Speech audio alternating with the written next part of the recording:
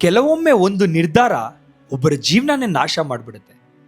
ಮಹಾಭಾರತದ ಕಥೆಯಲ್ಲಿ ಆ ನೋವು ಅಂಬಾಳದ್ದು. ಹಿಂದಿನ ಭಾಗದಲ್ಲಿ ಸತ್ಯವತಿ, ಭೀಷ್ಮ, ಮಕ್ಕಳು, ಪಥನ ಇದೆಲ್ಲ ನೋಡಿದ್ವಿ. ಈಗ ಶುರುವಾಗೋದೇ ಅಂಬಾಳ ಕತೆ.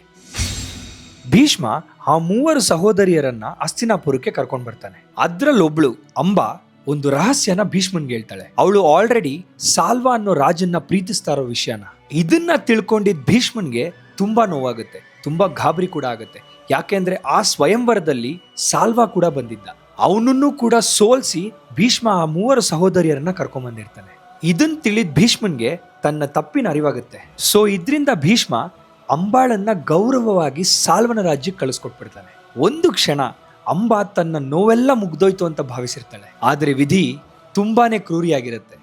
ಅಂಬಾ ಸಾಲ್ವನ ಹತ್ರ ತಲುಪಿದ ತಕ್ಷಣನೇ ಅವನು ಅವಳನ್ನ ಒಪ್ಕೊಳ್ಳಲ್ಲ. ಸಾಲ್ವ ಅವಳನ್ನ ನಿಂದಿಸಿ ಅವಮಾನ ಮಾಡಿ ಅವಳನ್ನ ಮದುವೆ ಆಗಲ್ಲ ಅಂತ ಹೇಳಿ ಕಳಿಸ್ಬಿಡ್ತಾನೆ. ಅಂಬಾಳಿಗೆ ಒಂದು ಅರ್ಥ ಆಗುತ್ತೆ, ಅವಳು ಪ್ರೀತಿಸಿದ ಕಾರಣಕ್ಕೆ ಅವನು ಇಷ್ಟೊಂದು ಅವಮಾನ ಮಾಡಿರಲ್ಲ, ಅವನೊಬ್ಬ ರಾಜ ಅನ್ನೋ ದುರಹಂಕಾರಕ್ಕೆ ಅವನು ಅವಮಾನ ಮಾಡಿರ್ತಾನೆ. ಈಗ ಅಂಬಾ ಮತ್ತೆ ಹಸ್ತಿನಾಪುರದ ಕಡೆ ಬರ್ತಾಳೆ. ಆದ್ರೆ ಈ ಸರಿ ಆಸೆಯಿಂದ ಬಂದಿರಲ್ಲ, ಕೋಪದಿಂದ ಬಂದಿರ್ತಾಳೆ. ಅಂಬಾ ಭೀಷ್ಮನ್ ಮುಂದೆ ನಿಂತ್ಕೊಂಡು ಈ ರೀತಿ ಹೇಳ್ತಾಳೆ, ಸಾಲ್ವ ನನ್ನ ಒಪ್ಕೊಳ್ಳಿಲ್ಲ, ನೀವೇ ನನ್ನ ಮದುವೆ ಮಾಡ್ಕೋಬೇಕು ಈಗ ಅಂತ. ಒಂದು ಕ್ಷಣ ಇಡೀ ಅರಮನೆನೇ ಸ್ತಬ್ಧವಾಗಿ ಹೋಗುತ್ತೆ.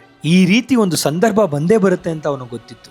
ಅದಕ್ಕೇನೆ ಆಗ ಒಂದು ವ್ರತನ ತಗೊಂಡಿದ್ದವನು. ಆದ್ರೆ ಭೀಷ್ಮ ಸಮಾಧಾನವಾಗಿ ಹೇಳ್ತಾನೆ, ನಾನು ಯಾರನ್ನೂ ಮದುವೆ ಆಗಲ್ಲ, ನನ್ನ ವಾಗ್ದಾನನ ಮುರಿಯಲ್ಲ ಅಂತ. ಆ ಕ್ಷಣದಲ್ಲಿ ಅಂಬಾ ಎಲ್ಲಾನು ಕಳ್ಕೊಂಡಿರ್ತಾಳೆ.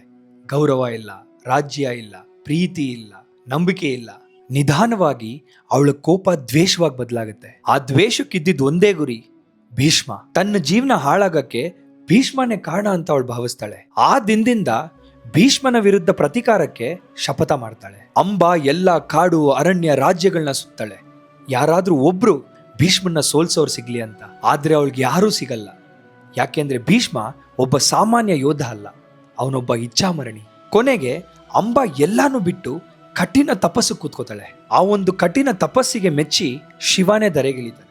ಆದ್ರೆ ಅವಳು ಕೇಳೋದು ಒಂದೇ ಒಂದು ವರ, ಭೀಷ್ಮರ ಮರಣ. ಆದ್ರೆ ಶಿವ ಹೀಗೆ ಹೇಳ್ತಾನೆ, ಈ ಜನ್ಮದಲ್ಲಿ ನೀನು ಅವನ್ನ ಸೋಲ್ಸಕ್ಕಾಗೋದಿಲ್ಲ, ಆದ್ರೆ ಮುಂದಿನ ಜನ್ಮದಲ್ಲಿ ಅವನ ಸಾವಿಗೆ ನೀನೇ ಕಾರಣ ಆಗ್ತೀಯ ಅಂತ. ಇದನ್ನ ಕೇಳಿದ ತಕ್ಷಣ ಅಂಬಾ ತುಂಬಾ ಖುಷಿ ಆಗ್ಬಿಡ್ತಾಳೆ ಮತ್ತು ಭಯಾನೇ ಇಲ್ದಿರ ಅವಳು ಅಗ್ನಿ ಪ್ರವೇಶ ಮಾಡ್ತಾಳೆ. ಒಂದು ಜನ್ಮನ ಮುಗಿಸಿ ಇನ್ನೊಂದು ಜನ್ಮಕ್ಕೆ ಕಾಲಿಡ್ತಾಳೆ. ನನ್ನ ಈ ಮಹಾಭಾರತದ ನೆಕ್ಸ್ಟ್ ಎಪಿಸೋಡಲ್ಲಿ ಮುಂದಿನ ತಲೆಮಾರಿನ ಕುರುವಂಶ ಹೇಗೆ ಮುಂದುವರಿತು ಅನ್ನೋದನ್ನು ನೋಡೋಣ.